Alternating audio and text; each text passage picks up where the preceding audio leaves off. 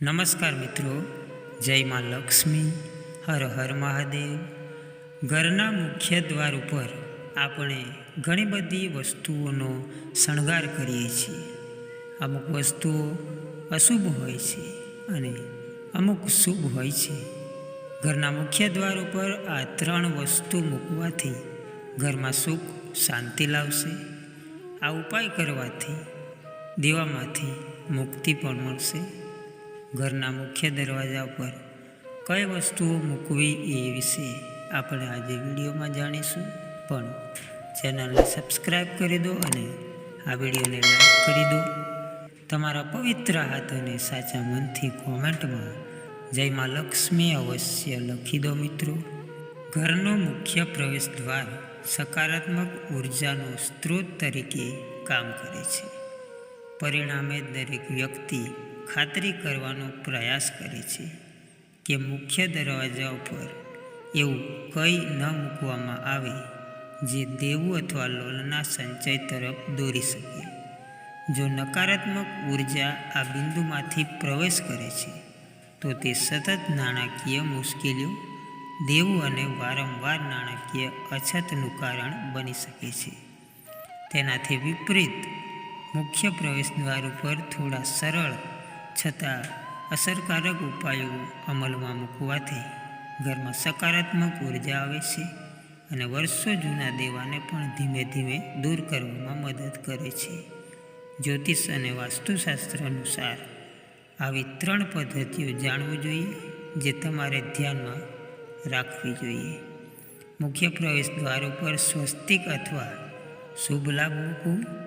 તમારા ઘરના મુખ્ય દરવાજાની બંને બાજુ અથવા મધ્યમાં સ્વસ્તિકનું પ્રતીક અથવા શુભ લાભ વાક્ય લાલ શાહીથી લખો.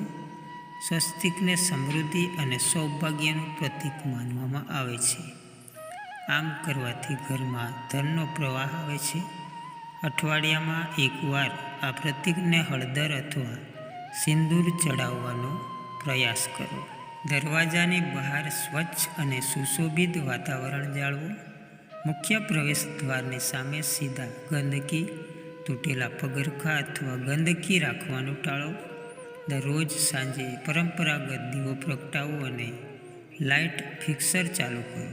રોશની નકારાત્મક ઉર્જા દૂર કરે છે અને વ્યક્તિની નાણાકીય સ્થિતિને મજબૂત બનાવે છે. અંધકાર અને અવ્યવસ્થા દેવાના સંચય માટે ઉત્પ્રેરક તરીકે કાર્ય કરી શકે છે. તોરણ અને ઘંટનો યોગ્ય ઉપયોગ કરો. આંબાના પાંદડાથી બનેલા તોરણ અથવા પરંપરાગત બંધનવાર વડે તમારા મુખ્ય પ્રવેશ દ્વારને શણગારો. વધુમાં ખાતરી કરો કે તમે દરવાજા ઉપર જ એક નાની પિત્તળની ઘંટડી લટકાવી રાખો. જ્યારે પણ દરવાજો ખુલે છે ત્યારે ઘંટનો અવાજ સકારાત્મક ઉર્જાને સક્રિય કરે છે. આ સંપત્તિ જાળવી રાખવામાં અવરોધો દૂર કરવામાં મદદ કરે છે અને લોનની ચૂકવણીને સરળ બનાવે છે. આ વધારાના વાસ્તુ સિદ્ધાંતો ધ્યાનમાં રાખવાના છે. મુખ્ય પ્રવેશ દ્વાર ઉપર ક્યારેય તૂટેલો, ક્ષતિગ્રસ્ત કે ચીકણો ન હોવો જોઈએ. દરવાજાનો રંગ હળવો, સ્વચ્છ અને સૌંદર્યલક્ષી રીતે આકર્ષક રાખો.